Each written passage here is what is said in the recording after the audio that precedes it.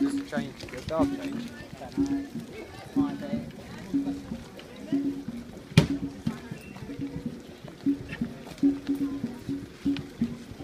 Look at the buttons they got. Why have they got buttons and gloves on like that? Yep.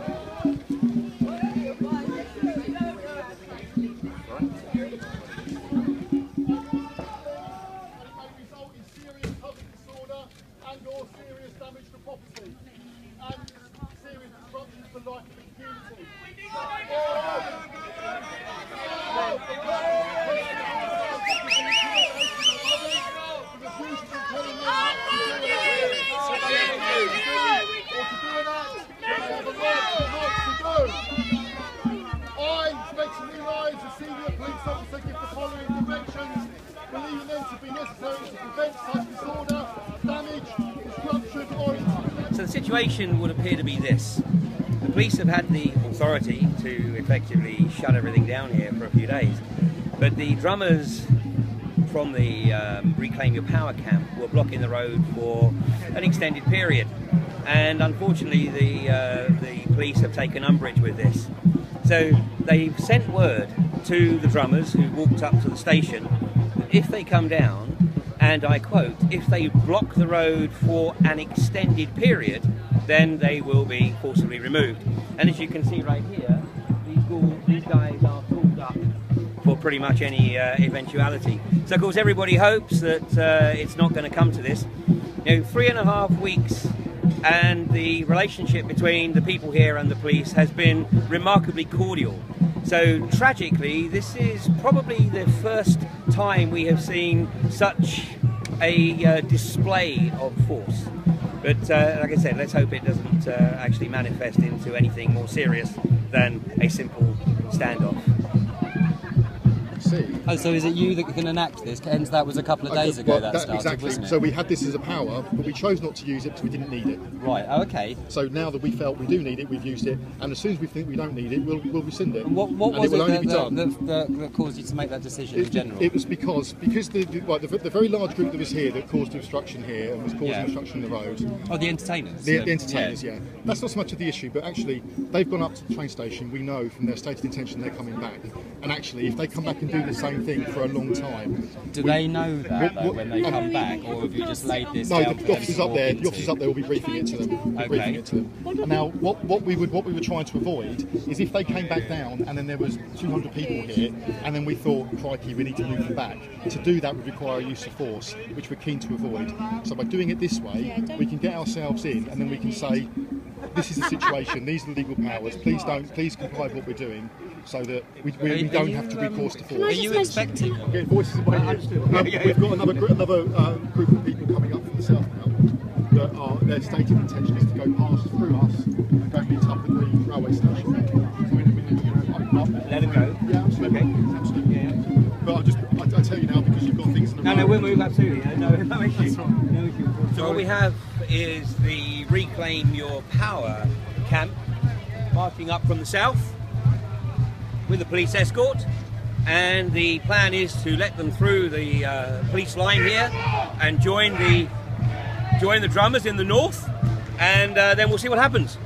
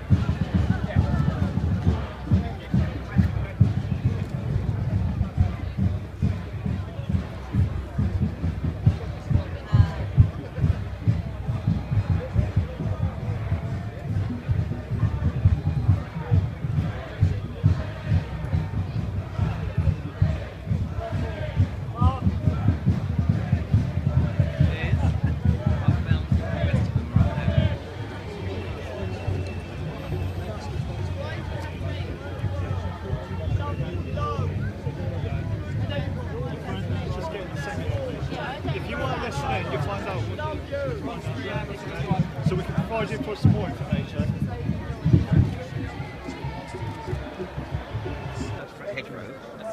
there's like a fire break.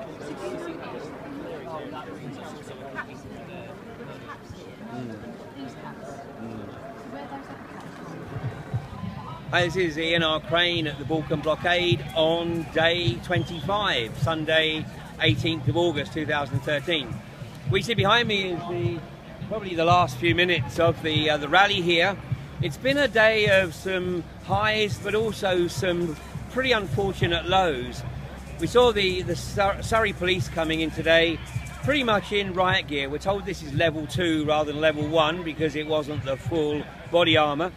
But nonetheless, it was quite evident that there was a lot of hype that there was going to be some pretty serious drama. And unfortunately, the police responded accordingly. Eventually, they decided that it might just be inciting a little. So they did remove the guys from the body armour, and they've left the level 2 and the level 3 guys here. Initially, the road was blocked while the march was coming down, and of course the march is the largest collection of people that we've seen here at Balcombe since the protest began. And there's people here, as we expected, from all over the country. And considering that the protest is, what, I think it's about 2.5 weeks, 3.5 weeks, I've lost track of time now. It's got to be a little over 3 weeks. And hopefully what we're going to see is these numbers grow every single weekend. We have the permanent camp, we have people coming down for the day trips during the week, slows the trucks down as they go into the quadrilla camp, and this is excellent. This is costing quadrilla an arm and a leg, and of course the big issue really is who's paying for the police presence, because this is going to become part of the shale gas industry if this does kick off in this country. And the football clubs, when they have the police there, it is the football club that has to pay for the police. And really what needs to be built into the costs of any shale gas activity is the cost of the policing. We were told that the police costs are running in excess of £30,000 a day. Of course, the media is trying to spin it that this is directly due to the protesters. In reality, it's going to be part of the industry because this is very clearly an activity the vast majority of people in this country do not want. And the reality is that those who are still pro-shale gas are those that haven't done their research. It's also becoming very evident that the police are starting to take a look at this, and I suspect we're going to see less and less of the Sussex police here at Balcombe, because as we learned during the course of the week, some of the Sussex police officers had requested not to be assigned here to Balcombe. So clearly there was an empathy building up between some of the Sussex police officers and the protesters, and I think what we're probably going to see is an establishment strategy to try and break that empathy. So we're probably going to see more and more outside police forces being assigned here for a few days at a time so that no empathy develops and there's limited opportunity to perhaps share the insights. This is an issue that isn't going away. The numbers of people down here today clearly demonstrate the rising awareness right throughout the country. And we are going to be here until at very least September the 28th. And by the time that comes round, hopefully, David Cameron and Lord John Brown, Francis Maude and all the other corrupt officials in government and as part of the global corporatist agenda will realise that the British public will not accept any attempt to contaminate their water, their soil or their atmosphere.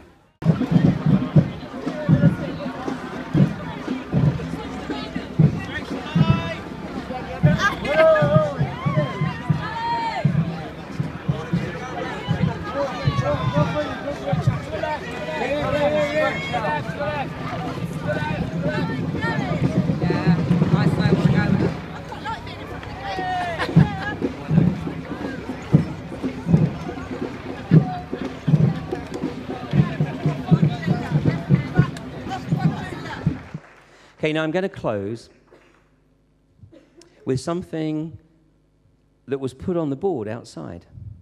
Some of you may have read it, but many of you won't. But I think this is very powerful, and I want to share it with you. I have no idea who wrote it. I think it says Dan, but that might not be the case. But I want to share this with you, and I hope you appreciate why. It's called Who is to Blame? We are the starving, the meek, and the poor. We are the victims of your conflicts and wars. We are the people struck down with the AIDS, a hidden surprise in the vaccines you gave. We are the children who die 10 a penny, casualties of progress for your world of plenty. We are the homeless you step over in the street. I'm the crazy ranting lady whose eyes you won't meet. We are the youth, disenchanted and angry, with asbos and hoodies and a disengaged family. We are the natives whose water you soured, whose trees you cut down and land you devoured. We are the people displaced from our lands because laws can be broken for a corporation so grand. We are the creed, an entire race you're erasing with your illegal bombs filled with depleted uranium. But these weapons aren't selective. Yes, you're killing yourselves or your soldiers, their wives and their children as well. Because we are the cancer that plagues your society. With diabetes and infertility, we gain notoriety. We are the workers whose jobs were all lost because the Chinese can do it for a far lesser cost. We are the victims of your financial crash. Homes taken, bankrupted, left scratching for cash. We are the people who bailed out the banks. Are they ours? Do we own them? Do we get any thanks? No. They continue to screw us and charge for the service. IMF, the World Bank, they have a sinister purpose. We're not pointing the finger or passing the blame. We don't want your guilt, your pity, or your shame. We don't want your money you're so eager to lend because we won't be indebted or slaved to your trends. We just want a playing field that's level and fair, to know the rules of the game and to have an equal share. We just want the freedom to live our lives as we please, to run our own country and to fish our own seas. So we'll print our own money and we'll choose our own leaders and we'll no longer stand for the bullshit they feed us. We'll grow our own food and make our own diesel and have no further dealings with your corporate evil. We'll take back what's ours, the banks and the trains, power companies, the roads, no more corporate gains. Your time, it's nearing through our struggles and pains because we, the people, we're tired of your games. Ladies and gentlemen, thank you very much.